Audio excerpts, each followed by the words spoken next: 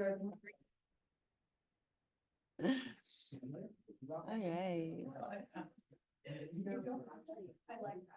And now the incomparable Dr. Christian Gully. Wow. Thank you, Dr. Flatley, for that wonderful introduction. Yeah.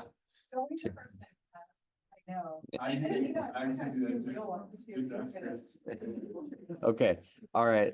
So we're going to talk about esophagus. I don't have as many slides for this one as I did the last talk, so we will get moving. So the first thing we'll talk about is the layers of the esophagus. So from top to bottom. Yeah. Yeah. Yeah. What's the last one? Adventitia. Yeah. No serosa. Yeah, that's big. What? Yeah, muscular. It's there. 4 layers: mucosa, submucosa, muscular, propria, and adventitia. No serosa for the esophagus. Okay. 3 portions of the esophagus. Darn it. Cervical. Yep. Thoracic. Abdominal. All right. Who's gonna guess what's next? Blood supply. Oh yeah. Yes, read the rune. Okay, cervical, esophagus. Oops. Inferior thyroid. What feeds the thoracic portion? Aortic branches. Yep. And then the distal. Yep. Left gastric.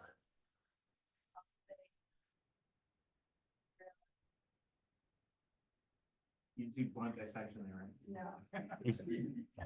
Some people, there are some surgeons here who will bluntly dissect in that space posteriorly to the esophagus, and it will result in a human product.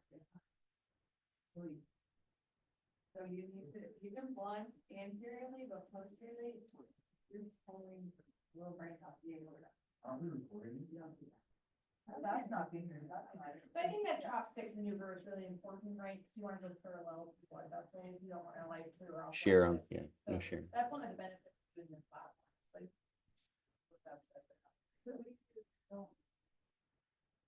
You can like on the line or you can delete. And so you want to, you can bluntly like gently separate, like she's saying, in the, you know, in the direction that you think the blood vessels are running. And then once you isolate that blood vessel, then you can give it kind of. yeah, some people say there's nothing anterior to the aorta, and Meg pointed that's not. Okay, cool. Here's a cartoon of that. All right. All right, Kish, have one of our med students read this, please.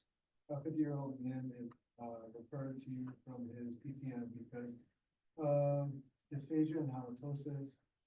He has imaging showing this. What is it, and what are you going to do about it?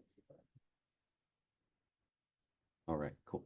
Who knows what this is? What are we asking?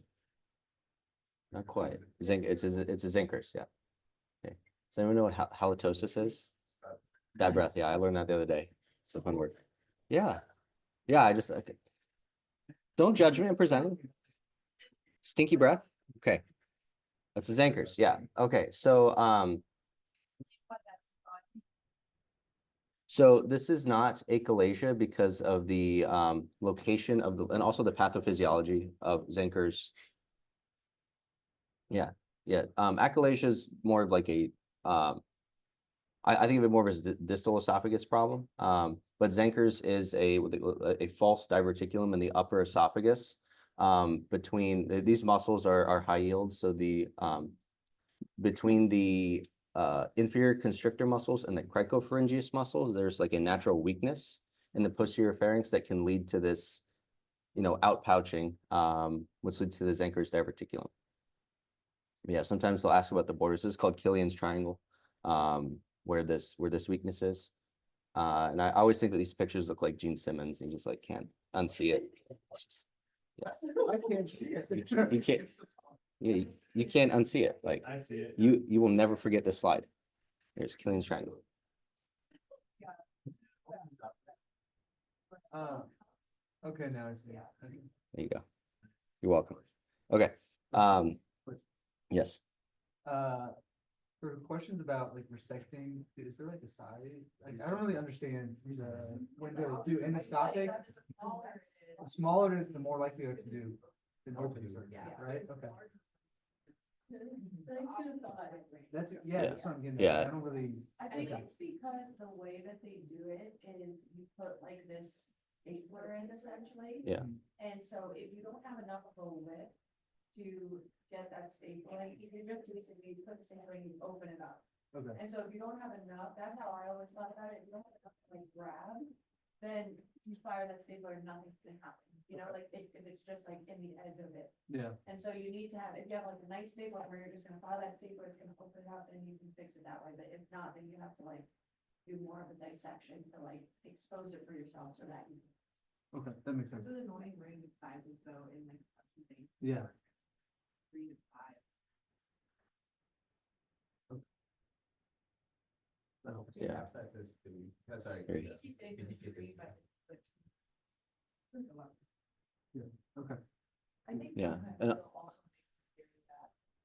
Yeah, that's kind of what I saw, and kind of what I brought in is, like the open treatment, I thought was kind of what they were implying was the better treatment. If they're a good surgical candidate, and the key step for an open treatment is the cricopharyngeal myotomy. That's like the one thing that needs to be done. And then what you do with the diverticulum, can either resect it or pexy it. Those are both acceptable options, but they'll ask, the question choices will have something with the diverticulum plus minus the myotomy, and the answer with the myotomy is the right one, because that's what opens that space and prevents like that increased pressure into that diverticulum. So this is a picture showing like the diverticulum on traction and then diverticulectomy being performed. And then the endoscopic treatment, and then we were talking about, at least what I saw is that there's a minimum size for the endoscopic treatment, because if it's too small for this like endoscopic stapler, like it won't work. So essentially what's being done is for the endoscopic treatment, you're essentially opening this what would you call the wall? Yeah, there's a doctor word for that, but I'm blanking on it right now. So essentially this will go away and scar down, and the diverticulum will scar down. You're creating like a common channel. That's how I think about this. And after this is stapled open, that they'll just have like this large esophagus pouch, but they won't have a diverticulum, and they won't have halitosis anymore, and they'll be happy. Yeah, but yeah, I think that if they're saying that this patient is like a bad surgical candidate and they have heart disease and all that stuff, they might be pushing you towards like endoscopic management. But otherwise, I think they'll want you to recognize that open treatment needs the myotomy. Okay, so there are some areas of natural narrowing along the esophagus. Can anyone, because it's listed here, but what are the structures that are causing the narrowing at the C6, C7 area? Cricopharyngeus, yep, and then at the thoracic level. Yeah, the trachea and the aortic arch, and then the lower esophagus, at the lower is, yeah, diaphragm. Okay, so we're talking about esophageal perforations. So what are some causes of esophageal perforations? Yeah. Iatrogenic, trauma, cancer, yeah, Boerhaave. Like achalasia. Yeah, so yeah, iatrogenic Boerhaave trauma, caustic congestion, malignancy, achalasia. Let's see, most common iatrogenic location, No. it's upper. Yes, Which doesn't make sense. but it's so the cricopharyngeal narrowing is the most narrow part of the esophagus. It's like, But then the most common cause of it is iatrogenic, which makes me think that but like the most common spot is non. so the most common non-iatrogenic. So as if it's a result of instrumentation, it'll be, So like academic is because you scope. and then Yeah. incorporate. Which makes sense. I don't know. Just the BTK episode is kind of weird. about it. okay. Is it like most common overall, not like no category? Is that the distal? Yeah, no, I think that's Which true. doesn't make sense. Because people are getting more scopes than Boerhaave. Yeah, okay, I see what you mean. It doesn't make weird. Okay, but this is like, I've seen this tested, the most common iatrogenics, the upper esophagus, and then the non-iatrogenics, like the lower posterior lip. Okay. Yeah. Okay, okay. Cool. All right, so So diagnosis, so the patient will come in, they will, either have described like retching, or, they had like an EGD recently or something like that, and then they're having chest pain, and then they'll have fever, septic appearing. So what are the two imaging studies that we'll get? Oh, right there. Yeah, start with chest X-ray, which may be normal. So then they're gonna ask, what's the next test that you get? Yeah, gastrographin is the first choice, but if that is inconclusive, a dilute barium is a more sensitive test and can give you it's higher chance of having a finding, and then you see this and you're like, oh no, sad dog. Okay, management.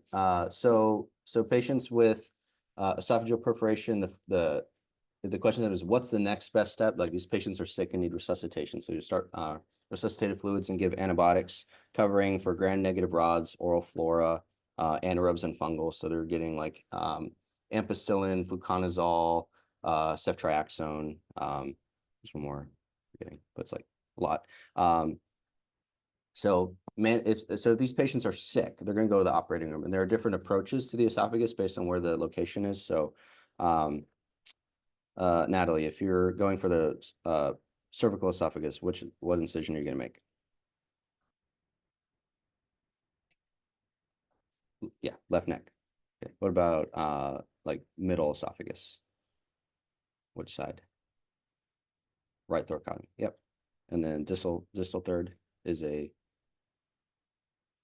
left. Yeah, left posterior lateral thoracotomy. Yep. Yeah. Right. Left. Right. Left. It's like you're marching. Left. Right. All right. Marching. Oh. West Point. No. Okay, sorry. Okay. You went to C4. I know. I know, really.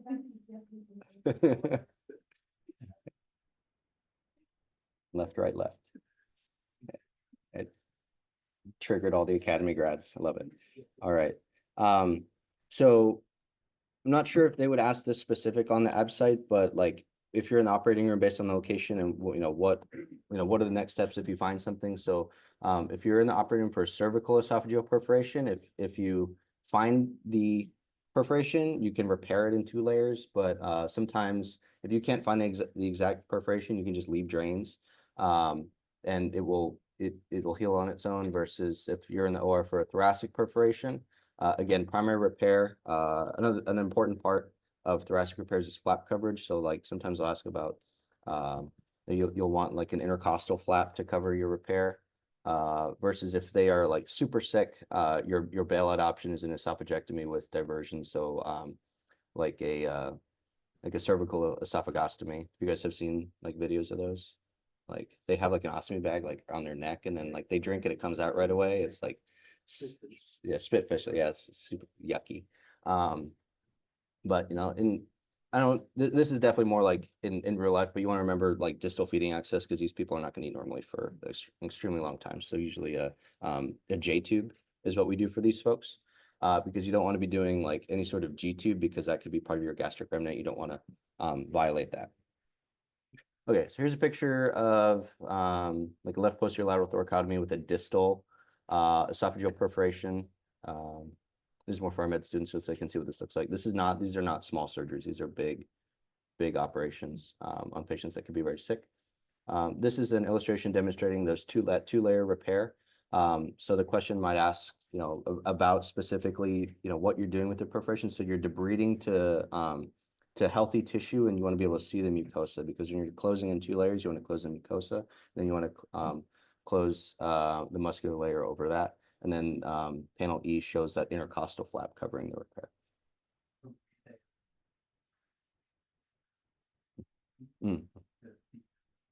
Yeah. Extend. Yep. I have a quick question. Have they ever talked about like the circumferential size of the injury, kind of having something to back up, having like a like what kind of structure, or like doing something. Oh, okay. I've never seen that scared. like around. Longitudinal. Right, yeah. But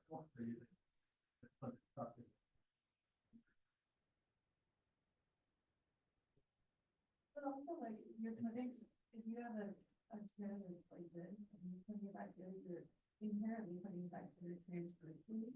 So I think that it's less of a. Maybe it's how you do something. One. Right.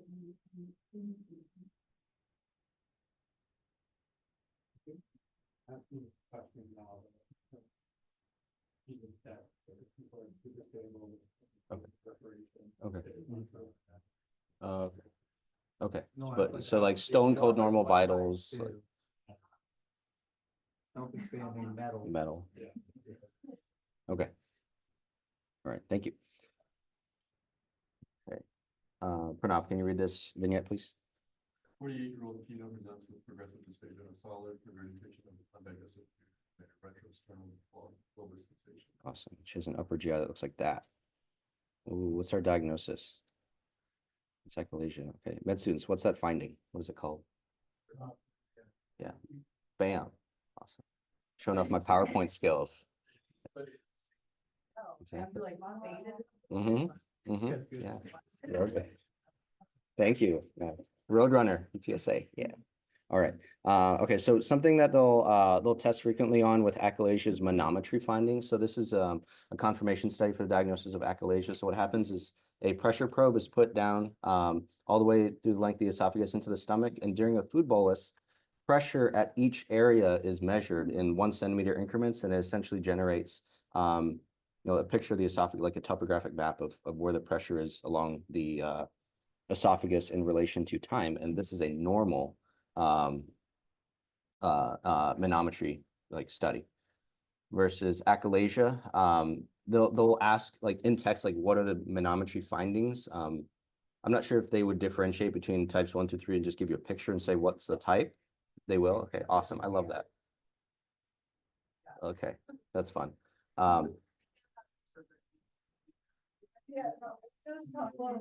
Nobody does. Okay. Like you know, they have a rainbow. But like, does anyone red interpret that? Yeah, so with the colors of the rainbow, like the red is the highest pressure. Red is high pressure. Like weather. So green is higher pressure, so you can see that the LES. Yeah. On type 1 is very, it's high pressure. Yeah. Would be like, shouldn't have been option. Should be blue. Should be blue. Pressurization of the esophagus. That's what we. Yeah. Yeah. But I think what type 2 and 3 are getting at is you have like ineffective peristalsis. Where like type 3 I'm not quite sure how to interpret, to be honest. But like type 1 and type 2 make sense to me. Say again? Okay. This is like a. There's just like- Two, Well, so two is. Type 2, there's just like Yeah. medium pressure. when the skull is going down, it should kind of be like a diagonal across. Yeah. And the fact that like there's like straight this. lines, especially with type 2, it just means like the esophagus is just hand pressurized through the entire body. Increase in hand esophageal.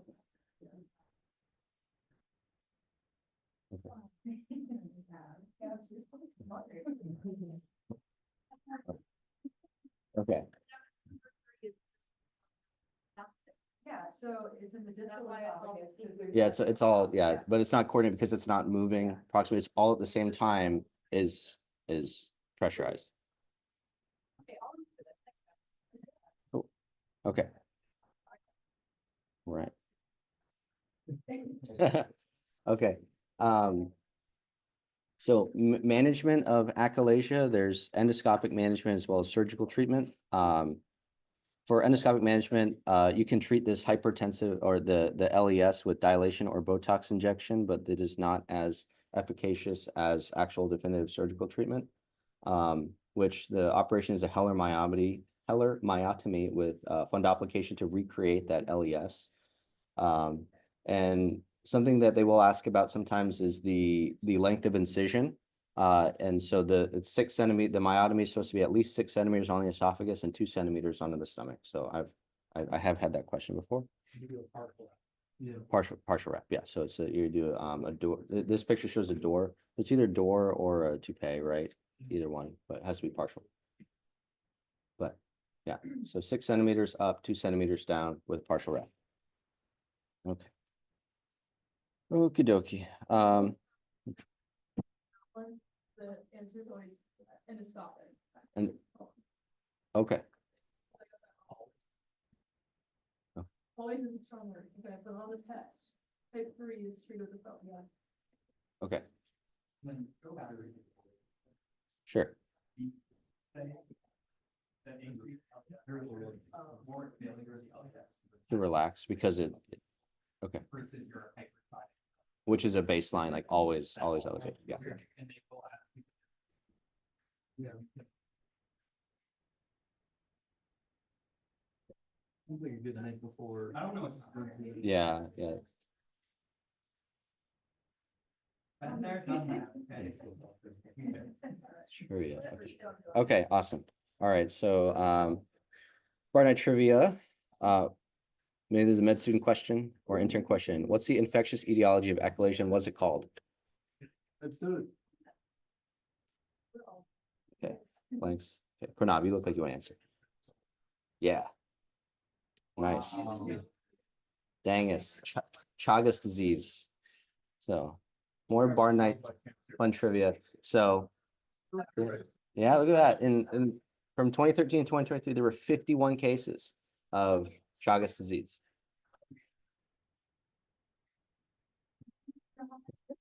So it's real. It's real. Yeah. So the typical question, so a patient traveling from Mexico or South America is the endemic area, but I'm just illustrating like Texas is technically an endemic area too. So thank you, Frank.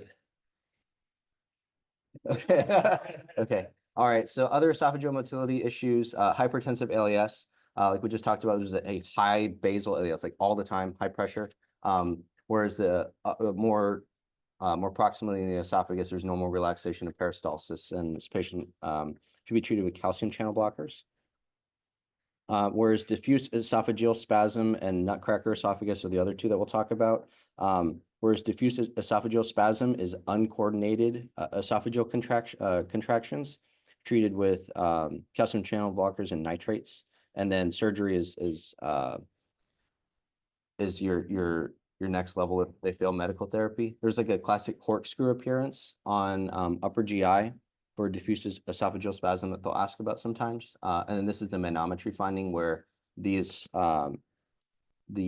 the pressure, because it's red, this is high pressure, and it's what the issue is here is earlier in the swallow where there's high pressure here, there's also higher pressure more distally in the esophagus. So this food bolus is not going anywhere because it's stuck here.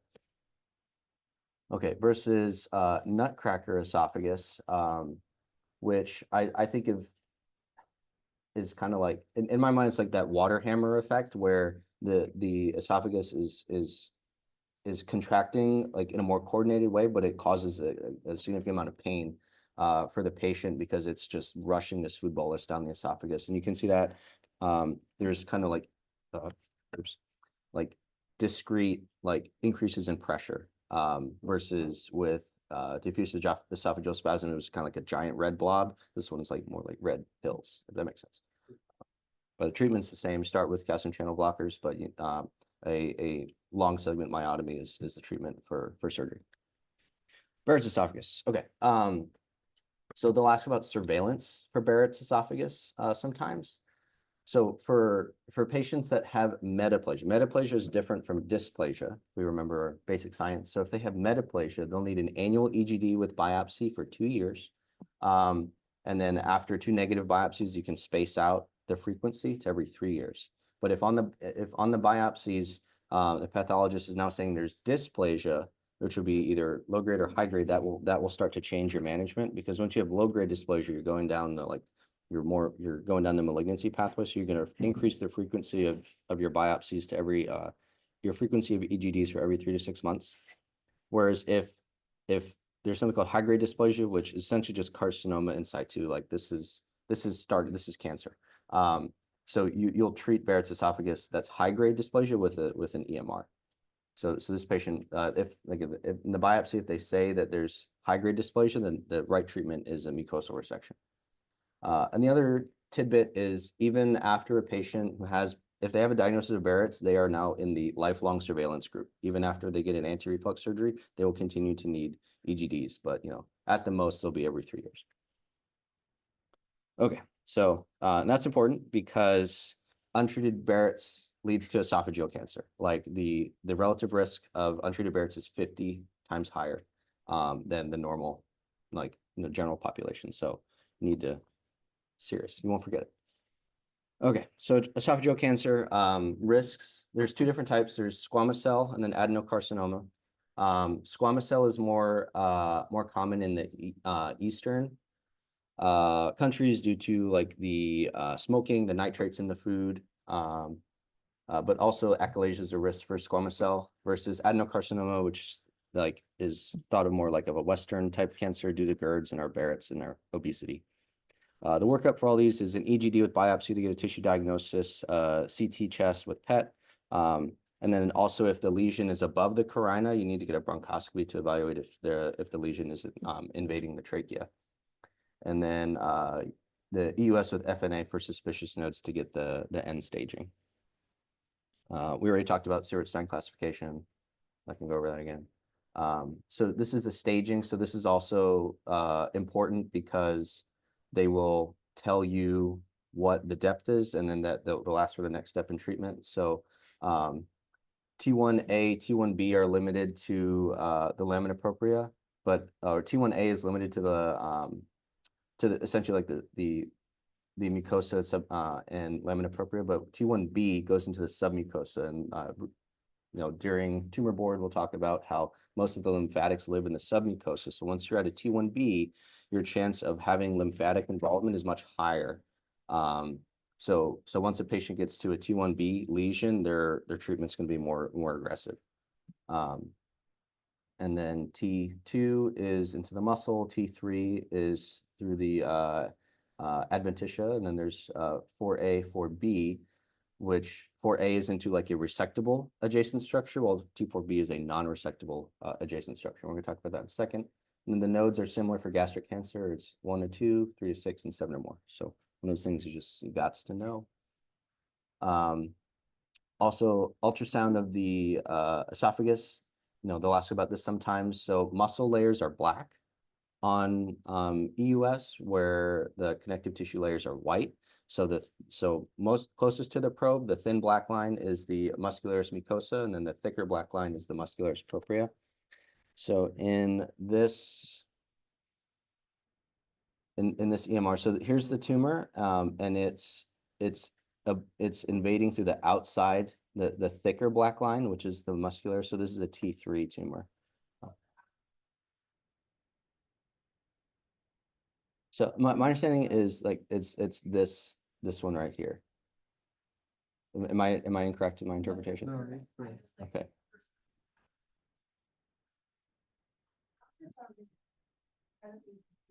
Yeah. Yeah. Yeah. Don't you see? There's only 5 circles. And it's like, okay, wow. Yeah. Yeah. So Yeah. the muscular. It's super thin.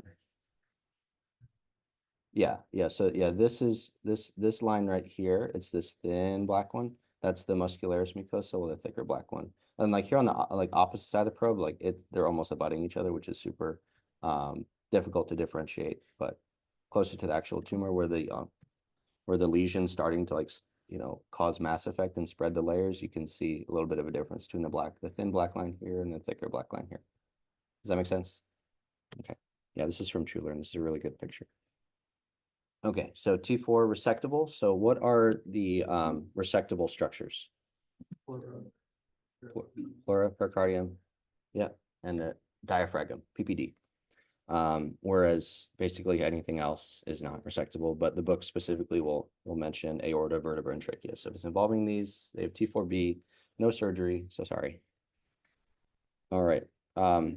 So who can get a mucosal resection? We kind of alluded to this earlier, but yeah, T1A, small, low risk.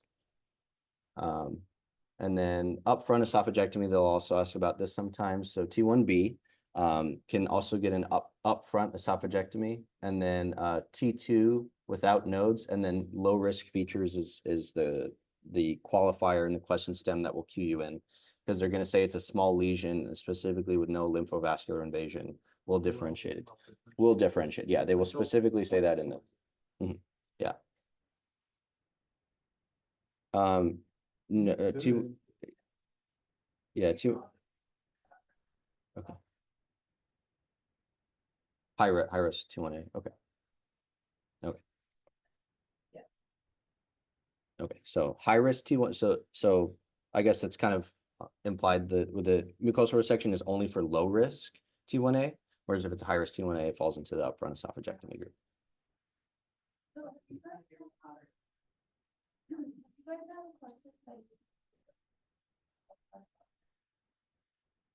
I got one yesterday. Yeah. Yeah. But just like risk in like 3 different places and all different treatments. I would need you guys to answer that on the test.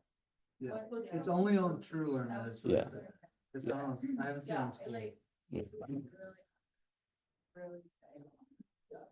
In fact, the ABSITE's like 5 years. And, obviously in the.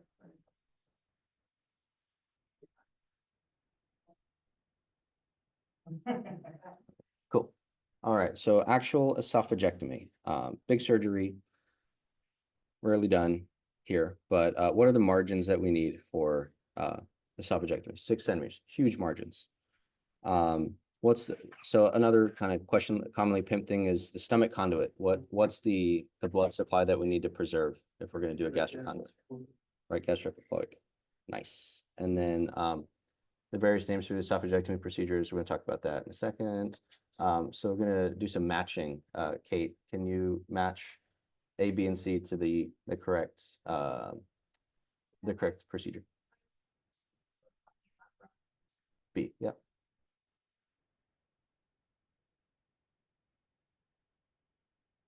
Yeah. Yeah, so yeah, McCown is A, because it's essentially an Ivor Lewis with a cervical incision, and then C is a transhiatal because it spares the patient the a thoracotomy incision. And then if there's a cervical incision, it's a cervical anastomosis for that surgery. So the Ivor Lewis has like a mid-thoracic anastomosis, while transhiatal and McCown have cervical anastomosis. So of the two, cervical or thoracic, which one leaks more frequently? Cervical, yeah. And then which is the yeah, exactly. Yeah. So yeah, chest anastomosis less likely to leak, but worse if it does. I'm not sure how they would test that like between the two, but I don't know, just it's in the ABSITE book, and I thought it was a cool picture to incorporate. All right, so Galen, can you read this one? Never mind, I'm gonna read it. A 52-year-old guy is post-op day 2 from an Ivor Lewis esophagectomy, and upon increasing feedings through his J tube, his chest tube output increases to 500 milliliters per day and becomes milky white. Boom, buzzword. What's the diagnosis? Pylothorax management, they can MPO, TPN, you test it if you want, basically just rest it. Yeah. Give it time. Yeah, what's the dietary component that they ask about, like length, medium? Fatty acid. Yeah. Theoretically, I've seen questions too, if Yeah. it's like a huge output and it's like post-op day 2, they might push you towards going to do surgery. Yeah. Like doing like a surgical ligation. Yeah. Um, Yeah, greater than 1 liter per day is the guidelines that recommend or favor early surgical intervention, because if the output is a liter, it's likely, due to like a surgical injury, and it's not likely to close on its own, because the whole purpose of the diet modifications NPO is to decrease the flow of chyle through this lymphatic system. But if it's that large, it's unlikely to decrease enough to close spontaneously. Why would you have? Say again.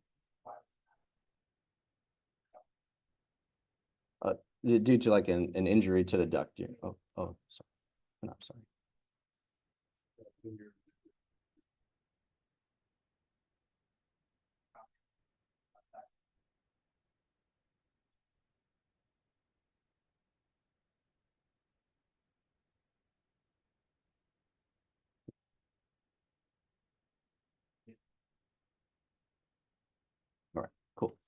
All right, one more vignette, then we'll get to some questions. Michaela, can you read this one, please? 35-year-old man referred to your office for dysphagia for 2 months with history, diet, weight loss, or bleeding.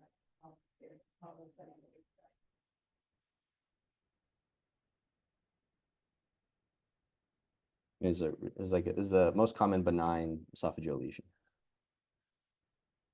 Yes, leiomyoma, so be a smooth, well circumscribed submucosal lesion is how they'll describe this, a leiomyoma. So like I said, most common benign esophageal tumor. The thing that they'll get at is the treatment for this lesion. If it's symptomatic, you could treat with enucleation. So they don't always necessarily need a full like esophagectomy. But what you can do is, via thoracotomy from the outside in, essentially enucleate this lesion. But up to date, this did say based on the size, sometimes they'll need a proper esophagectomy. But the other thing is the question stem or the answer choices, they'll give you an option to biopsy this lesion, and that's the wrong answer. Because if you biopsy this lesion, it can cause scarring, which will then interfere with your ability to do an enucleation procedure later down the road. So. Yeah, so do you biopsy this or not? So the answer is no. Okay, cool.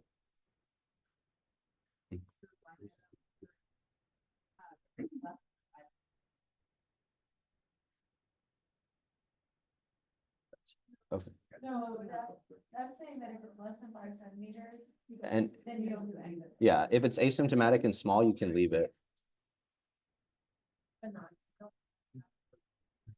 But if it's big enough or it's causing them symptoms, then you would need it. Because I think the chance of having a 5 centimeter or larger lesion that's asymptomatic is pretty low. I think that's kind of what they're. Yeah, the reality is probably actually just not diagnosing it. Yeah. Right. You got a question? Yeah, but I think, well, so the differentiation between the size criteria for inclusion, that is more common. It's not as small, meaning that we would be stopping. Oh, so I think that the confusion that we're having is confusion between. So that whether or not you can endoscopically resect it might vary based on size, but you can enucleate something via that orthoscopic. And so that's just they're just saying basically you're doing a resection without getting margins when they say. Thank you for that clarification. Okay, see, I think we have like 6 or 7 questions to get through. Let's see, Gabs, we'll start with you and we'll do popcorn rolls again for this one.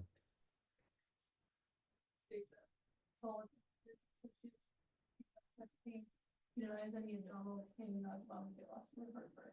ECG and chest X-ray are normal and during swollen streets. The delayed passage of contacts into the stomach from the esophagus, which is the following is listed for treatment.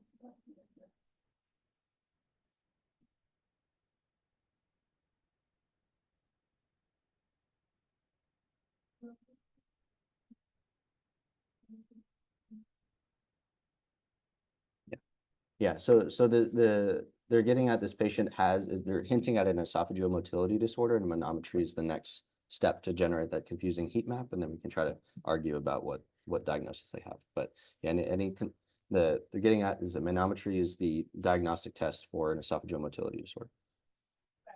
The 33-year-old woman automatically thinks of dysplasia as opposed to like underlying. She also has dysphagia of both cells, and what is the we're concerned for like a mass, that's probably going to be more dysphagia for solid. We're already thinking about some sort of functional issue in a young patient that will go towards dysplasia. So kind of build this story and then go and double check yourself on what there's to be. Awesome. Easy.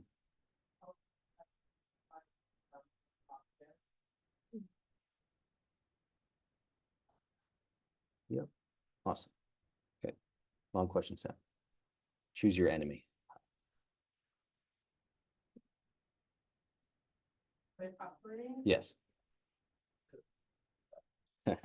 Alright, 46-year-old, acute onset of chest pain after having upper endoscopy, reflux, AP brown, normal, white count 16. He gets a CT angiogram of chest, which shows pneumonia, and looks like mid prostration, IV potato, proconazole, which is the most appropriate next step in management. Permit, since this is pneumomediastinum, there's air around the aorta, bacteria around the esophagus, so this is AB normal. So. We already have a CT, so at this point, I'll probably just swallow something. and Yep. verify this leak. Yeah, confirmation study. Yep. Awesome. Esophageal perforation diagnosis. Water soluble contrast followed by barium. I don't. Then very nice. All right. Popcorn.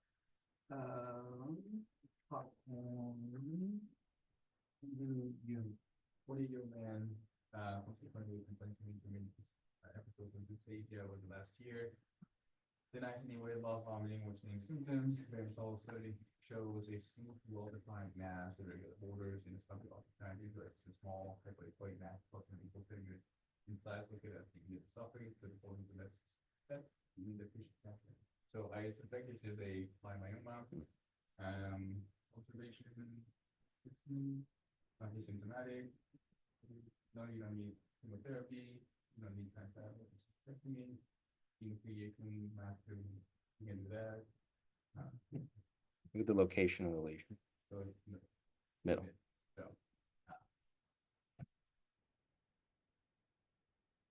Oh, this is right on the, okay, so, right. Right. Yep. Yeah. So, Left, right. office through, how do you operate? That's one. Right, so depending on the level, cervical, thoracic, or like a middle or distal, it would be left. So if they said, well, it would be kind of a tricky question if you're gonna write for a project. But this is the myeloma, but what they're really testing here is, you know, the operative approach to the esophagus and mid-app or mid-chest. The reason you don't go on the left because the heart's there, be in the way. So, but if it's a more distal esophagus, that's you can go through the left chest because the heart is then higher up and not in your way. You're scared. Yeah. It's small, it's less than 5, but it's 10 to 9. Yeah. So the size cutoff is like small with symptoms or greater. That's why I eliminated. You could get this down to 8. Would you, if this was found incidentally, person didn't have symptoms and it was small, would you then need any like follow-up with sound or anything? Not anything. I think you just like inform the patient that they have it, or you think, but if it starts giving you problems, then get repeat imaging and then go from there. I bet you, if I was to see the patient in 6 months, I would probably get at least a repeat as a follow-up because you don't have like tissue diagnosis. Right, so like, I don't know, are you gonna hang your hat on radiographic nurse? Probably not really maybe, but I don't know. Just food for thought.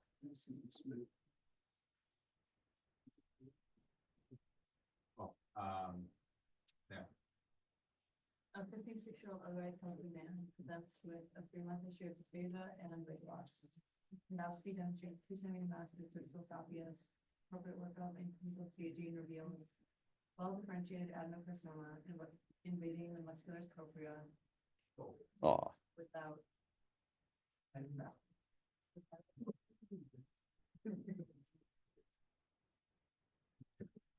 do the wiggle thing. Sorry.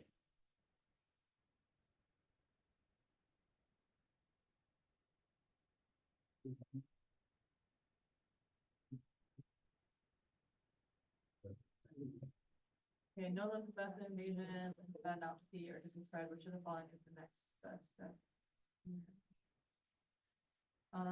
So it's invading the muscles.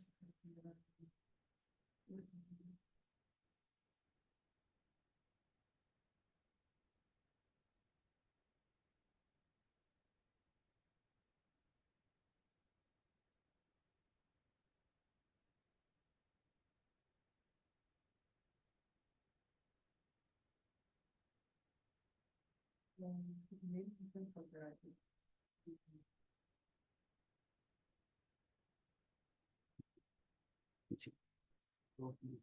So that rules out the endoscopic closer resection. It's not ARB.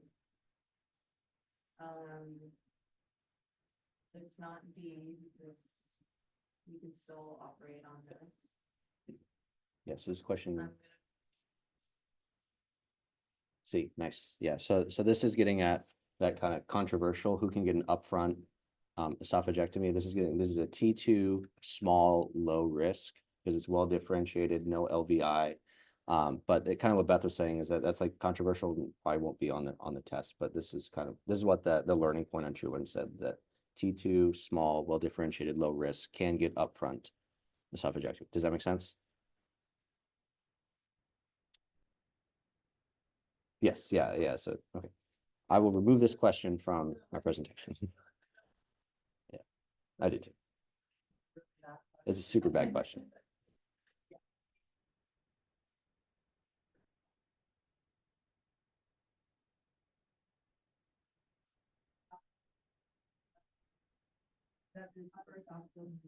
Yeah. Yeah. Okay. Okay. Thank you.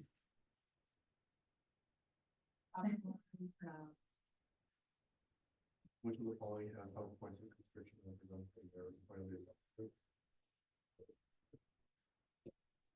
Easy.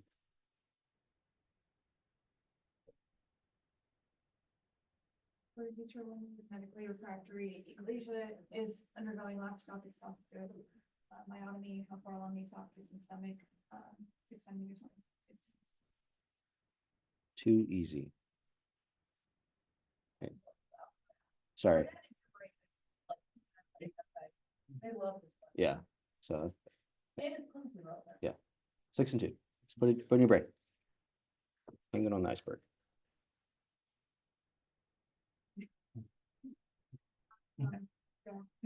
53-year-old male, alcoholic consumer, on 1 year chest pain, dysphagia for solids. More recently, surgery for liquid CT on the chest shows and esophageal mass in the mid body of the esophagus. He has 6 nodes. Undergoes endoscopy ultrasound shows a large ulcerated mass made in the submucosa. Again, with 6 lymph nodes. There's no evidence of metastatic disease on PET. Biopsy proves adenocarcinoma.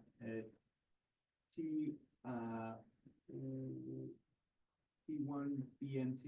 Yeah. Yeah, just harping on that, knowing that TNM classification, because they like to ask about that for esophagus, because it doesn't have the serosa like the stomach does, so it's a little different. They just want to make sure you know that. Okay, last question. Popcorn, anyone, we'll do it as PQIT class. 45 year woman is Nice. And untreated testing shows aperistalsis. Oh, I hate these ones. And a lower esophageal sphincter pressure of 20 with a food bolus, which the following is true. The achalasia, yeah. So which the following is true? Long term. Injured game plans? It's kind of a weird way Yeah. to put it. I've had this question before. Yeah. It's weird.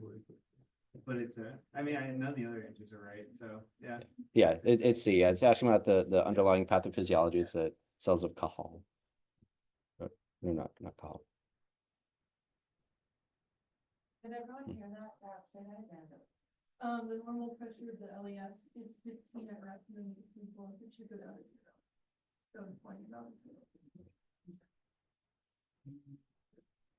Achalasia. Annoying question. Okay, that's it. Any questions? Do